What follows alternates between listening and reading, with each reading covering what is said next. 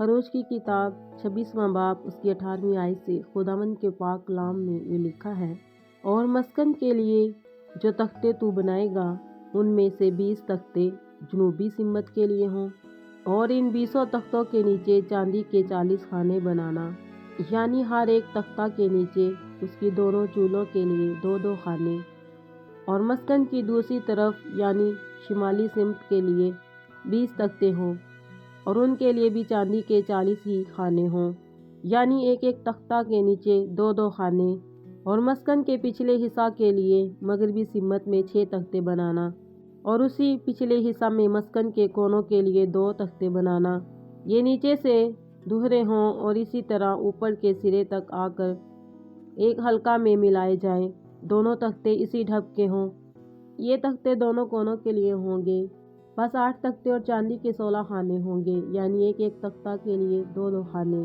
اور تو ککڑ کی لکڑی کے بینڈے بنانا، 5 بینڈے مسکن کے ایک پہلو کے تختوں کے لیے، اور 5 بینڈے مسکن کے دوسرے پہلو کے تختوں کے لیے، اور 5 بینڈے مسکن کے پچھلے حصہ یعنی مغربی سمت کے تختوں کے لیے، اور وسطی بینڈا جو تختوں کے بیچ میں ہو، وہ خیمہ کی ایک حد سے دوسری حد تک پہنچے۔ اور تو تختوں کو سونے سے منڈنا، اور بینڈوں کے گھروں کے لیے سونے کے کڑے بنانا، اور بینڈوں کو بھی سونے سے منڈنا، اور تو مسکن کو اسی نمونہ کے مطابق بنانا جو پہاڑ پر تجھے دکھایا گیا ہے۔ اور تو آسمانی، ارغوانی اور سرخ رنگ کے کپڑوں اور باریک بٹے ہوئے کتان کا ایک پردہ بنانا، اور اس میں کسی ماہر استاد سے کروبیوں کی صورت کڑوانا، ان کے کنڈے سونے کے ہوں اور چاندی کے 4 خانوں پر کھڑے کیے جائیں، اور پردہ کو گھنٹیوں کے نیچے لٹکانا، اور شہادت کے صندوق کو وہیں پردہ کے اندر لے جانا، اور یہ پردہ تمہارے لیے پاک مقام کو پاک ترین مقام سے الگ کرے گا، اور تو سرپوش کو پاک ترین مقام میں شہادت کے صندوق پر رکھنا،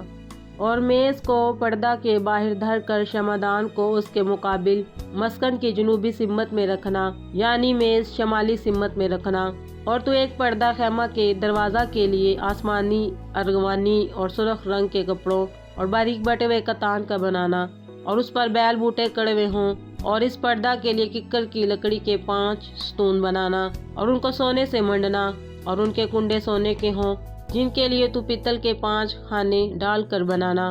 مسیح یسوع کے جلالی اور بابرکت کلام کے پڑھے اور سونے جانے پر اس کی خاص رحمت اور برکت نازل ہو، اور آپ سب کی سلامتی ہو،